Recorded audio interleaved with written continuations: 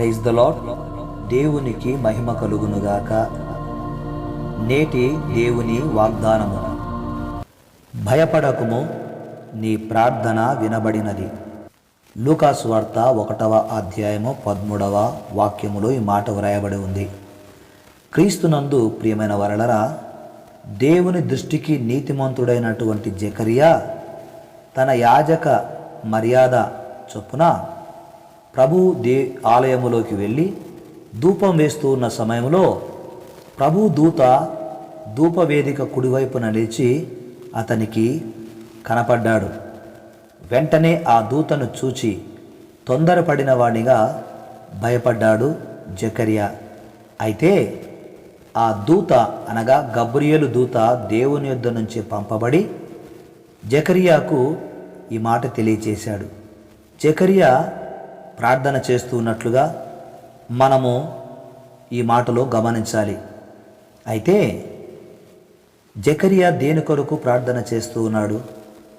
ఒక జకరియానేనా, తన భార్య కూడానా అంటే భార్యాభర్తలు ఇద్దరు కూడా వారు బహుకాలము గడిచిన వృద్ధులు. అయితే వృద్ధాప్యములో ఉన్నప్పటికీ కూడా వారు ప్రార్థన చేయడము మానడం లేదు. దేవుని దృష్టికి నీతిమంతులుగా పిలువబడుతున్న ఎలిజబెతు, జకరియాలు దేవునికి ప్రార్థన చేస్తూ ఉన్నారు. వారు దేని కొరకు ప్రార్థన చేస్తూ ఉన్నారంటే వారికి సంతానము లేదు గనక సంతానము కొరకు దేవుని సన్నిధిలో బహుకాలము నుండి ప్రార్థన చేస్తూ ఉన్నారు. దేవుడు వారి ప్రార్థన విన్నాడని గబ్రియేలు దూత ద్వారా జకరియాకు సమాచారం తెలియచేశాడు. ఆ గబ్రియేలు దూత గారు వచ్చి, భయపడకమో జకరియా, నీ ప్రార్థన వినపడినదని తెలియచేశాడు. ఎంత సంతోషించి ఉంటాడు జకరియా.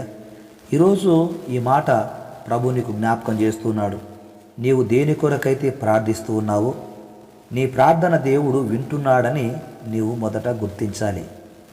నీ ప్రార్థనకు దేవుడు ఖచ్చితంగా జవాబు ఇస్తాడు అని నీవు నమ్మాలి. ఎందుకంటే ఇక్కడ జకరియా చేసిన ప్రార్థన దేవుడు విన్నట్లుగా వ్రాయబడి ఉంది. జకరియా చేసిన ప్రార్థన విన్నప్పుడు నీ ప్రార్థన కూడా దేవుడు వింటాడు. ఎందుకంటే ఎవరైతే దేవుని దృష్టికి నీతిమంతులుగా జీవిస్తారో వారి ప్రార్థన ఖచ్చితంగా దేవుడు వింటాడు అన్నది నేటి మాటలో మనము గమనించాలి. ఈరోజు జకరియాను గురించి ప్రభు జ్ఞాపకం చేయడంలో ఉద్దేశం ఏంటంటే, జకరియా చేసిన ప్రార్థన నేను విన్నాను గనక నీవు చేసిన ప్రార్థన కూడా నేను వింటూ ఉన్నానని దేవుడు నీకు ప్రత్యేకంగా తెలియచేస్తూ ఉన్నాడు ఈ సమయంలో. కనుక నీవు దేని కొరకు ప్రార్థిస్తూ ఉన్నావు? ఏ అవసరతను నీవు దేవుని సన్నిధిలో తెలియచేస్తున్నావో ఆ యొక్క అవసరతను దేవుడు తీర్చడానికి ఈరోజు ఈ సమాచారాన్ని లేదా ఈ సందేశాన్ని లేదా ఈ వాగ్దానాన్ని తెలియచేస్తూ ఉన్నాడు. క్రీస్తునందు ప్రియమైన కుమారుడా, కుమార్తె, నీ ప్రార్థన దేవుడు విన్నాడు. నీ ప్రార్థన దేవునికి వినపడింది కనుక ఒకరోజు ఖచ్చితంగా దేవుడు నీ ప్రార్థనకు నీవు అనుకున్న దానికంటే గొప్పగా సమాధానమిచ్చి నిన్ను సంతోషింపచేస్తాడు. ఈరోజు ఈ జకరియాను గురించి తెలియచేసినప్పుడు జకరియాకు దేవుడు ఇచ్చిన వాగ్దానం ఏంటంటే, నీకు ఒక కుమారుడు అనుగ్రహింపబడతాడు, అతనికి యోహాను అను నీవు పేరు పెట్టుదువు.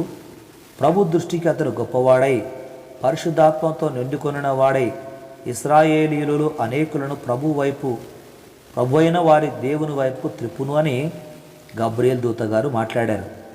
కనుక ఈరోజు ఆ యొక్క జకరియాకు తెలియజేసిన సమాచారాన్ని నీ జీవితంలో కూడా ఆయన నీకు ఈ సందర్భంగా తెలియచేస్తున్నాడు. నీవు దేవునికి ప్రార్థన చేస్తున్నప్పుడు 3 పనులు చేయాలి. 1, నీ ప్రార్థనలో విసుకుండకూడదు. 2వది, నీ ప్రార్థన విశ్వాస సహితమైనదై ఉండాలి. 3వది, నీ ప్రార్థనకు దేవుడు జవాబిస్తాడు అని నీవు నిరీక్షణ కలిగి ఉండాలి. దేవుడు ఖచ్చితంగా నీ ప్రార్థనకు జవాబిస్తాడు.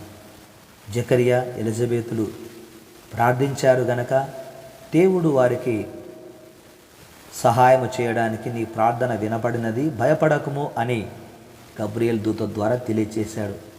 కనుక దేవాది దేవుడు ఈ క్రిస్మస్ మాసంలో నీవు దేని కొరకైతే దేవుని సన్నిధిలో ప్రార్థిస్తూ ఉన్నావో నీ ప్రార్థనను దేవుడు విని నీకు జవాబును అనుగ్రహించి నీకు మహా ఆనందాన్ని, మహా సంతోషాన్ని అనుగ్రహించాలని ఆశపడుతున్నాడు.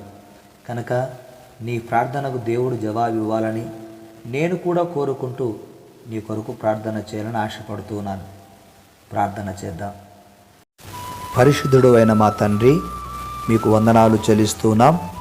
జకరియా చేసిన ప్రార్థన మీరు విన్నారని గబ్రియలు దూత ద్వారా సమాచారం తెలియచేశారు. ఈనాడు మా ప్రియులు దేని కొరకు ప్రార్థిస్తున్నారో వారి ప్రార్థనలు కూడా వింటున్నారని మీ దాసునిగా నాకు తెలియచేశారు. వారి ప్రార్థనలకు జవాబును ప్రసాదించుమని యేసు క్రీస్తు నామమున ప్రార్థిస్తున్నాము తండ్రి. ఆమెన్.